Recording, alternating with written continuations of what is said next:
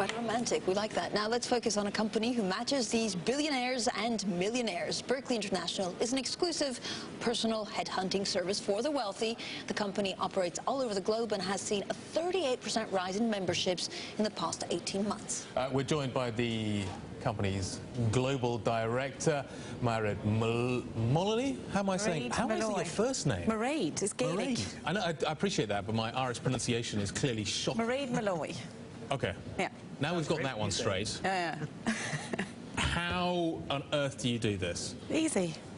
Really? Just got lots of money. If you got lots of money, you find love. Yeah? So why do they need to come to you? Well, because we're the experts. So it's very easy. How it works is, come in, have a little chat. Our entry fee for the UK starts at about $10,000. Right. All the way up to about $50,000. And women and men pay the same? Yes, everybody pays the same. And do you have to be a net worth to be able to join your agency? Not in the least, no. But the price does, your logistical requirement does dictate the price. So European membership is different than a UK membership because obviously the search is widened. Right. Interesting. And you must have the Rolodex from heaven. It's beautiful. Everybody who's everybody is on a Rolodex. Do you have more people actually trying to join in a recession? I mean, this is something, you know, when you look at these top billionaires, do people say, wow, it's a recessionary environment, I'm feeling low, this is, you know, I really want a life partner in these... From a psychological point of view, the thing is that in recessional times, people feel more vulnerable, right, and more lonely. So they sort of would concentrate their investment on something that would make them feel more secure. So we have seen an increase in business since the recession, which is fabulous. Long may it last. What I'm fascinated about, I get the kind of the rich people coming to see you and saying, I want to... It's where you find the partners, because they may not be on the sort of the go-to list. How do you... Well, I do a lot of networking, headhunting. Yeah. But now I suppose Berkeley has become a global name, well known in the industry. #1, I would imagine, in the world for what we do. So people know who we are, so they come to us automatically. So it sort of works. We just attract the... Right, you just sit in the middle. You tracked, I mean, you track a lot of these billionaires. Yes. Do they like sticking together? Are people really concerned that actually, you know, instead of finding love, they find someone that's after their money? And so does it make sense, I guess, at a certain point going through agencies that kind of cater for that? Yeah, I would think for the billionaires, it's more a case of if they're single, who's got the time? I mean, a lot of these people are working 10, 12 hours a day, and you know, they have their parties and they have their events, but I don't think they have the time to go out and socialize the way they would want to if they're looking for love. So this kind of service might actually be a great thing for them. And the cost for them, honestly, is really not very much. Well, I guess if you find the person that you want to be with, then the cost is small. Yeah.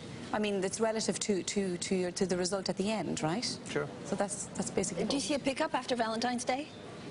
See a pickup before. Before, well, people think, oh, next week I don't want to be on my Valentine's Day. Do you? You know, we have splurges of business. I mean, you know, July, August is never busy, but around Christmas, January, right up to sort of the July until people go away, yeah, but we have a business remains stagnant. What are they looking for? When they come and see you, what is the most common sort of requirement? Or is it incredibly eclectic? No, yeah, it sounds really cheesy, but people look, I know this is terrible, but people want somebody with a sense of humour that can make them laugh. Women are more attracted to laughter than they are to somebody that looks like George Clooney. Right. Because if you can have a laugh with somebody, then your life is good, right? One would hope so. Yeah, because it's about laughter. What about men? That's a whole different point. Men are actually easier than women because the men are much more, they've got more clarity about what they want, right? A man will go into a shop and want a suit and that's what he wants. And when it comes to a woman, he says, this is what I want, Mairead, and that's it. Women, we have shopping lists. And a man, they're much more better at articulating how they feel about what they want. Wow. Yeah. I'm stunned by that. Me too. No.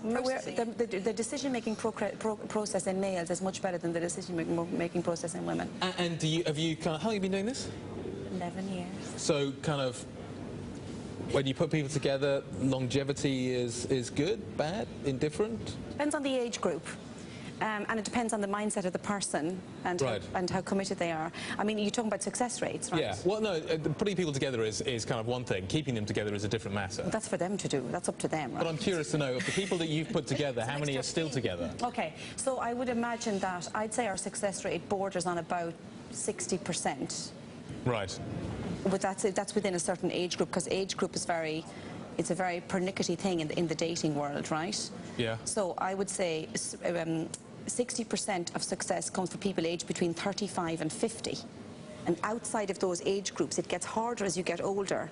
And when you're younger, you don't really care that much, because you can go out with as many people as you want. You can when you're young, right? In your early 20s, dating is easier. Fair point. It is you don't feel the stress or the pressure that people feel in their late 30s, early 40s. Is there a difference if you're a billionaire or a millionaire? And Rob, I want to ask you the same. You're saying, you know, we kind of went through what billionaires are looking for, whether they actually have the time to socialise. You know, once you become a billionaire from a millionaire, is it one and the same? Do you put them all in the same bundle or not? I suppose they live in a similar world, but I think once you've hit billionaire status, you're in a vaulted area there. I don't know how many billionaires. Have you already matched up? Have you done matched up a billionaire? What's the difference between a millionaire and a billionaire? It doesn't really matter, does it? I mean, it doesn't matter, a couple of zeros. I mean, no, it's about attitude and perception, isn't it? I mean, you can have all the money in the world and be lonely, so it's better to, you know, be happier with a couple of zeros. On that note, happy Valentine's. Happy Valentine's Day to you. Our thanks to Rob LaFranco. He covers our Bloomberg billionaires.